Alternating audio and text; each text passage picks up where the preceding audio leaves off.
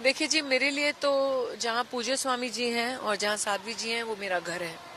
तो जहाँ ये डेरा बसा लेते हैं हम वहीं पहुँच जाते हैं। और कुंभ तो महादेव ने बुलाया ही था।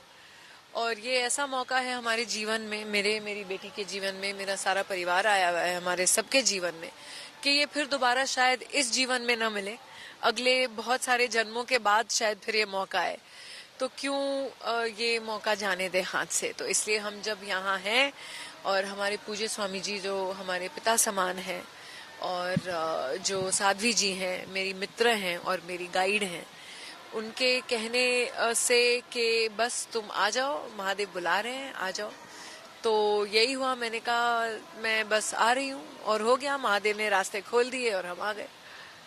मैम, इस बार जो है सारे रिकॉर्ड्स टूट गए। हिस्ट्री में पहली बार ऐसा हुआ है कि एक जगह कोई 60 करोड़ से ज़्यादा लोग जो है वो आ चुके हैं और इसमें मोस्टली यंगस्टर्स थे। ऐसे स्पिरिचुअल चीज़ से यंगस्टर जुड़े, आप कैसे देखती हैं? जी, मैं समझती हूँ कि बहुत बहुत सालों से कहीं ना कहीं जो हमारा जो धर्म था, जो हमारा धर्म है, हम तो सारे कर्मयोगी हैं, धर्मयोगी हैं। जो हमारा सनातन धर्म है वो कहीं ना कहीं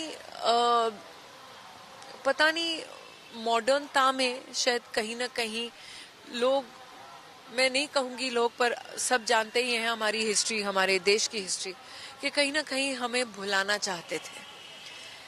लेकिन जो इतने सदियों से हमारा सनातन धर्म चलता आ रहा है, कोई ऐसी मजबूत फोर्स या पावर ऐसी पैदा नहीं हुई जो हमारे इस धर्म को हम सबके जहन से धुला सके।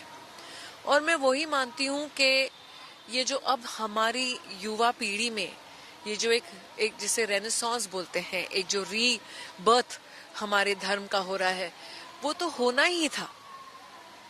कहा गया है कि युग युग कभी ना कभी आएगा और फिर वापस एक ही साइकिल में वापस ही आएगा। तो वो तो कहीं जाने वाला है नहीं। लेकिन हाँ, अब ये है कि जो जागृता है, जो हमारे धर्म की जागृता है लोगों में, वो अब हम सब अपनी दूसरी पीढ़ियों को देने लगे हैं। और वो एक बहुत अपने आप में ही बहुत बड़ी बात है।